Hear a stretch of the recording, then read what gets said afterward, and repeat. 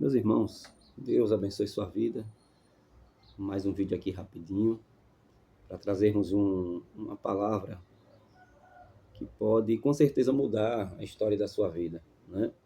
Dessa feita nós vamos ler aqui Gênesis capítulo de número 20, capítulo 8, versículo 21, que é uma promessa que Deus faz aqui para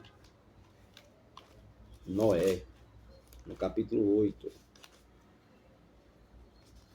No capítulo 8, versículo 21, diz assim: E o Senhor sentiu o suave cheiro e disse em seu coração: Não tornarei mais a amaldiçoar a terra por causa do homem, porque a imaginação do coração do homem é má desde a sua meninice. Nem tornarei mais a ferir todos os seres viventes, como fiz. Parece que Deus está arrependido.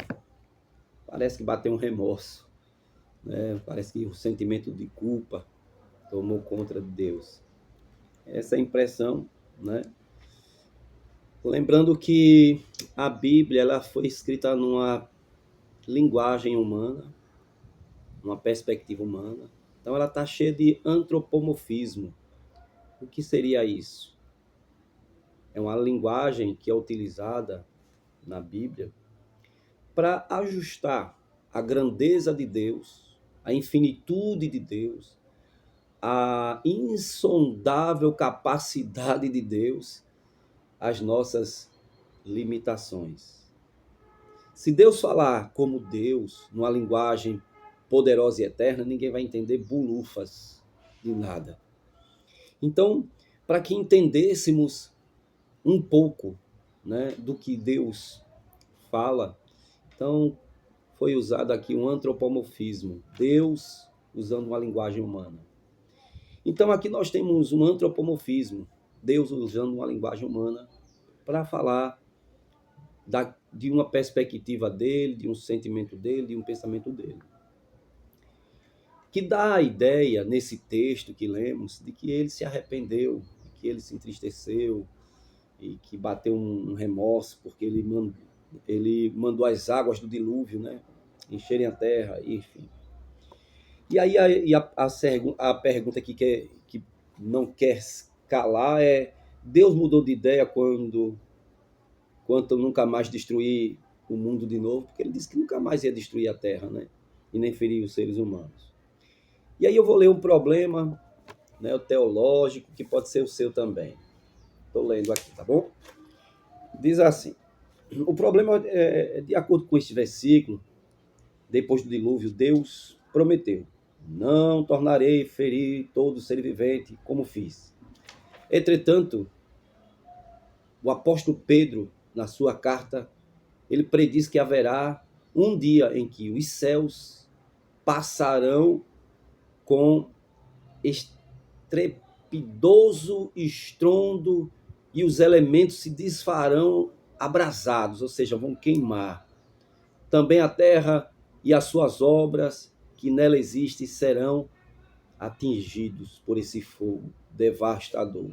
Isso está escrito em 2 de Pedro, capítulo 3, versículo 10. E aí? Não é complicado? Deus diz lá em Gênesis 8, 21 que não vai destruir a terra. Mas aí vem Pedro e parece que ele está desdizendo aquilo que Deus falou.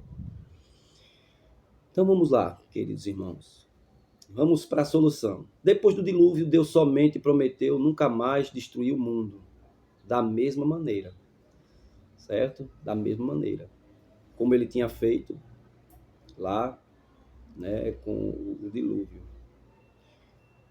Então ele disse que nunca mais ia destruir a terra e até deu um sinal disso, que foi um arco-íris, que é o símbolo, né, da promessa que Deus fez a Noé, de não mais destruir a terra e os seres viventes com água.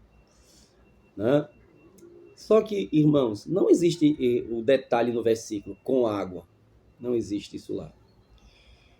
Por quê? Porque da mesma forma que não existe esse acréscimo com água, em todas as passagens bíblicas, principalmente do Velho Testamento, não há uma certa preocupação nesses detalhes. Por quê?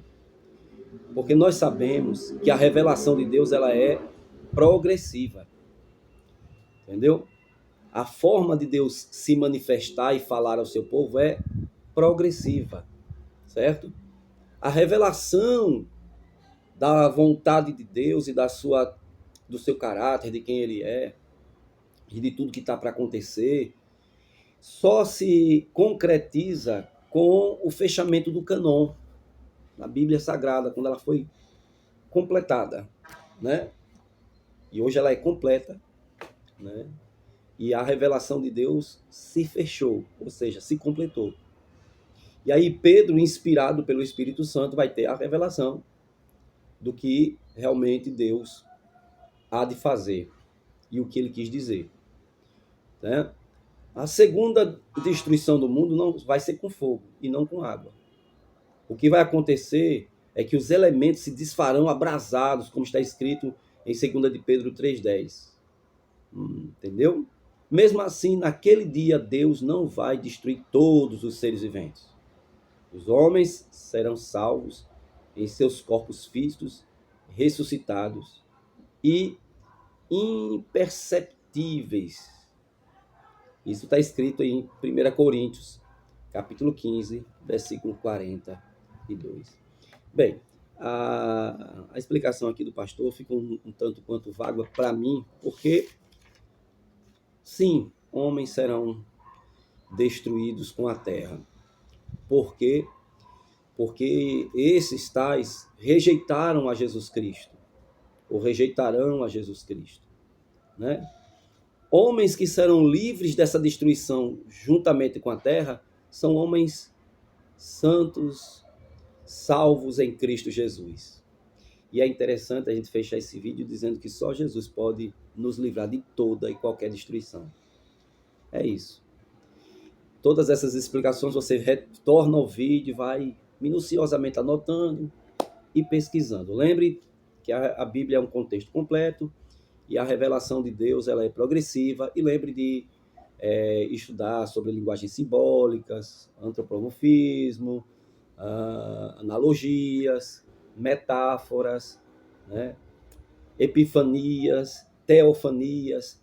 São palavras que, se você for pesquisar, aí você vai ter um subsídio ainda melhor e maior para crescer como um grande pregador da palavra. Deus abençoe.